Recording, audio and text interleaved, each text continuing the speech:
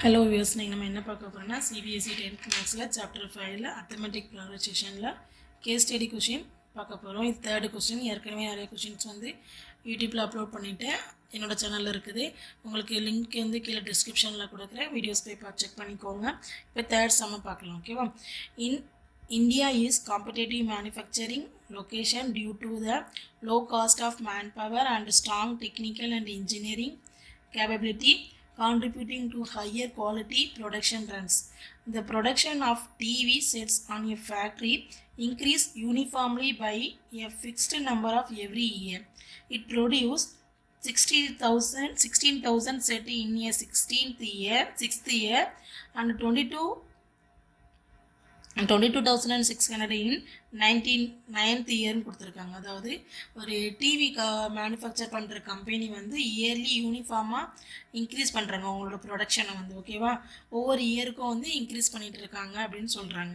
அப்போது அவங்களோட 6th இயரில் வந்து அவங்களுக்கு வந்து 16,000 டிவி செட் இருக்குது.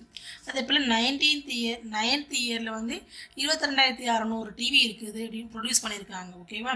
அப்போது அது வந்து ஒவ்வொரு வருஷமும் யூனிஃபார்மாக இன்க்ரீஸ் ஆகுதுன்னு சொல்லியிருக்காங்க. நான் எவ்வளோ இன்க்ரீஸ் ஆகுதுன்னு அவங்க மென்ஷன் பண்ணலை. ஜஸ்ட்டு 6வது வருஷத்தில் அவங்களுக்கு இவ்வளோ காலம் ப்ரொடியூஸ் பண்ணியிருக்காங்க, 9வது வருஷத்தில் இவ்வளோ காலம் ப்ரொடியூஸ் பண்ணியிருக்காங்க அப்படின்னு சொல்லியிருக்காங்க. அப்போ இவங்க என்ன கேட்டிருக்காங்க, இதை பேஸ் பண்ணி கீழே கொஞ்சம் கொஸ்டின்ஸ் கேட்டிருக்காங்க, அதுக்கு நீங்கள் ஆன்சர் பண்ணுங்க அப்படின்னு சொல்லியிருக்காங்க. ஓகேவா? அப்போ ஃபஸ்ட்டு கொஸ்டின் என்னென்னா, in which year the production is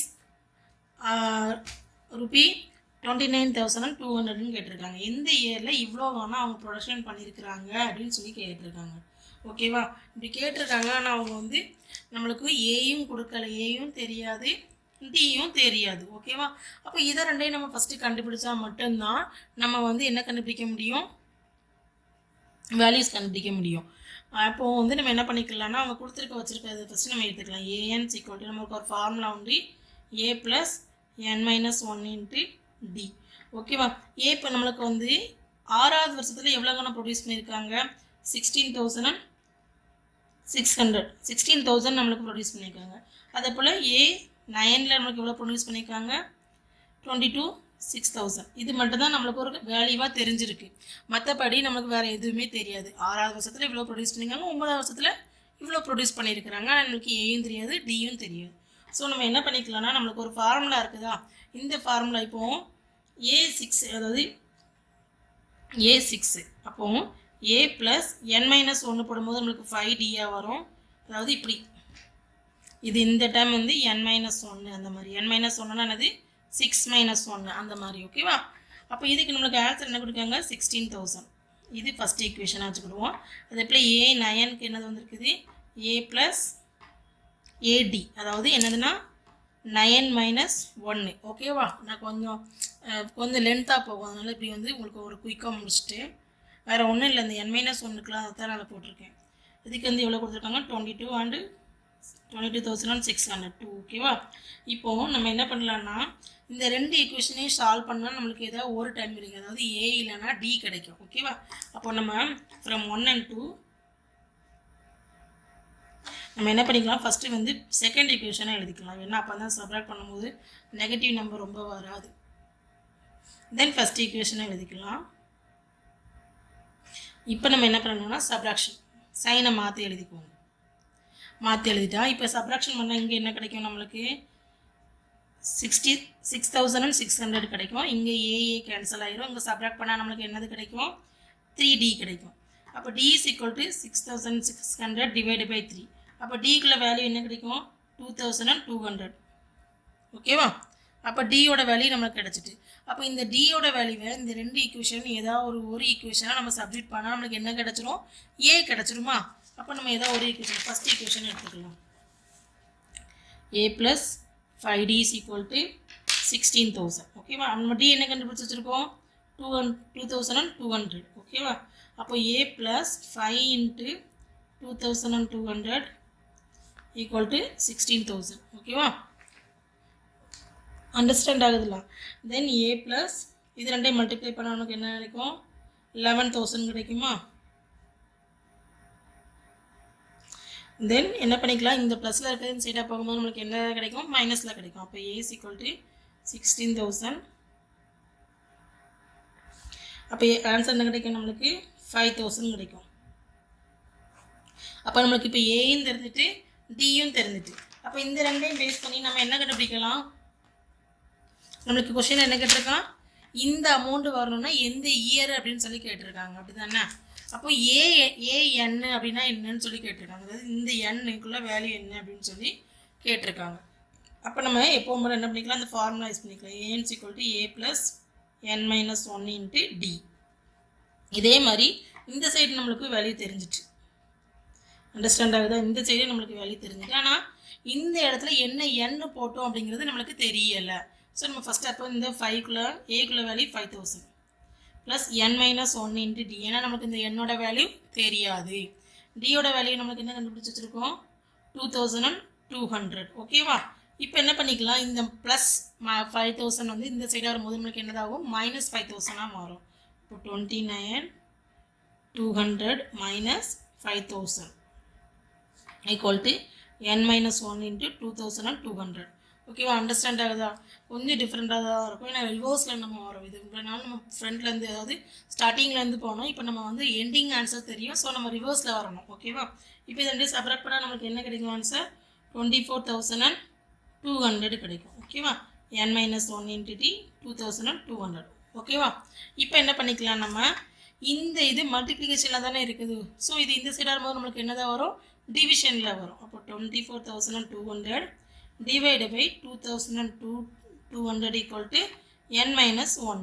இந்த n minus 1 நம்ம அப்படியே இங்கே வச்சுருக்கோம். அப்போ இதை கேன்சல் பண்ணால் நம்மளுக்கு என்ன கிடைக்கும், இல்லை ஆன்சர் 11 கிடைக்கும். ஓகேவா? 22 11s are 242. இந்த ரெண்டு ஜீரோக்கும் இந்த ரெண்டு ஜீரோக்கும் நம்ம கேன்சல் பண்ணியாச்சு. அப்போ 11 equal to n minus 1. இந்த மைனஸ் 1 சைடாக இருக்கும்போது நம்மளுக்கு என்னதான் வரும், ப்ளஸ் 1 வரும். அப்போ 11 + 1 equal to n. அப்போ n equal to என்னது நம்மளுக்கு 12. அப்போது 12வது வருஷத்தில் நம்மளுக்கு ப்ரொடக்ஷன் எவ்வளோவா இருக்கும், 29200 இருக்கும்னு சொல்கிறேன்.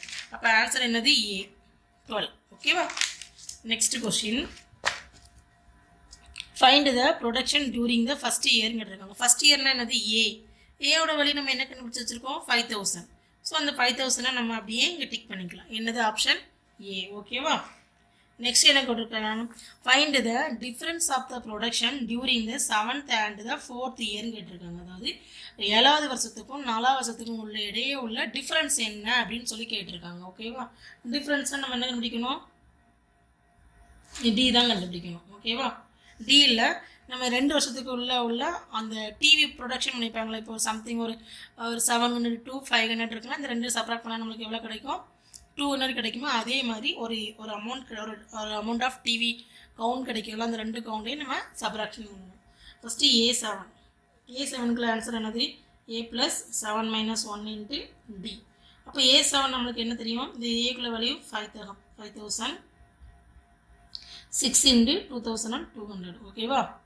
அப்போ நம்மளுக்கு என்ன கிடைக்கும், ஏ7 equal to 5000 ப்ளஸ் இது என்ன கிடைக்கும் நம்மளுக்கு 13200. அப்போ சப்ராக்ட் ஆட் பண்ணால் நம்மளுக்கு என்ன கிடைக்கும், 18200. ஓகேவா? ஒரு ஆன்சர் கிடைச்சது. இது 7th இயருக்குள்ள ப்ரொடக்ஷன் வந்து நம்மளுக்கு எவ்வளவு, 18200. சேம் வே நம்ம 4th இயருக்கும் கண்டுபிடிக்கலாம். A4 equal to A plus 4 minus 1 into D. அப்போ ஏக்குள்ள வேல்யூ என்னது, 5000 ப்ளஸ் 3 into 2200. ஓகேவா? அப்போ 5000 ப்ளஸ் 6600. அப்போ ரெண்டே ப்ளஸ் பண்ணால் நம்மளுக்கு என்ன கிடைக்கும், 11600. ஓகேவா? இப்போ A4 நம்மளுக்கு கிடச்சிட்டு. இப்போ என்ன கேட்டிருக்காங்க, இந்த இயருக்கும் இந்த இயருக்கும் இடையே உள்ள ப்ரொடக்ஷன் டிஃப்ரென்ஸ் எவ்வளோன்னு சொல்லி கேட்டிருக்காங்க. டிஃப்ரென்ஸ் ஆஃப் தி ப்ரொடக்ஷன் கேட்டிருக்காங்க. ஓகேவா? அப்போ A7 minus A4 equal to 18200 minus 11600. ஓகேவா? நம்ம செப்பரேட் பண்ணால் என்ன கிடைக்கும், A7 minus A4 equal to 6600.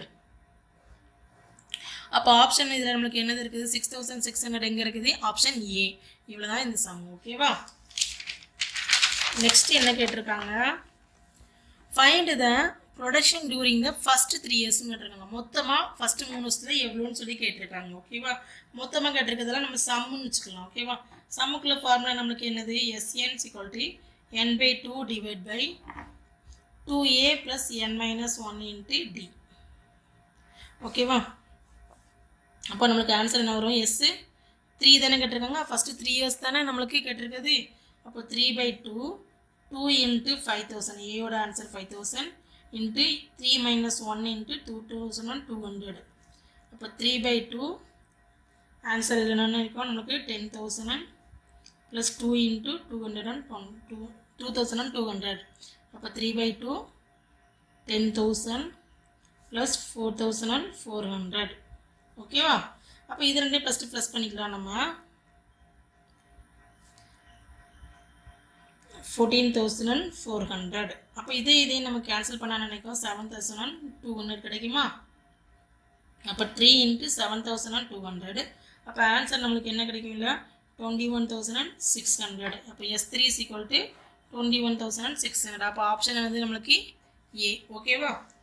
Next என்ன கேட்டிருக்காங்க, அதே மாதிரி find the production during the 7th இயர்னு கேட்டிருக்காங்க, 8th இயர்னு கேட்டிருக்காங்க. இதுக்கு நம்ம ஃபார்முலா வந்து என்ன எழுதிக்கலாம்னா A8 is equal to A plus n minus 1 into D. அப்போது 5,000 plus 8 minus 1 into 2,200. ஓகேவா? அப்போ 5,000 plus 7 into 2,200. 5,000 plus 15,400. இப்போ ரெண்டையும் ஆட் பண்ணால் நம்மளுக்கு என்ன கிடைக்கும் 20,400. A8 equal to இது எங்கே இருக்குது நம்மளுக்கு ஆப்ஷன் 400. இந்த ஆப்ஷன் சி. இவ்வளோதான் இந்த சம். இதே மாதிரி உங்களுக்கு என்னென்ன சம்லாம் டவுட் இருக்கோ கீழே கமெண்ட்டில் மென்ஷன் பண்ணுங்கள். அதை நான் கண்டிப்பாக உங்களுக்கு வீடியோ எடுத்து அப்லோட் பண்ணுவேன். தேங்க்ஸ் ஃபார் வாட்சிங்.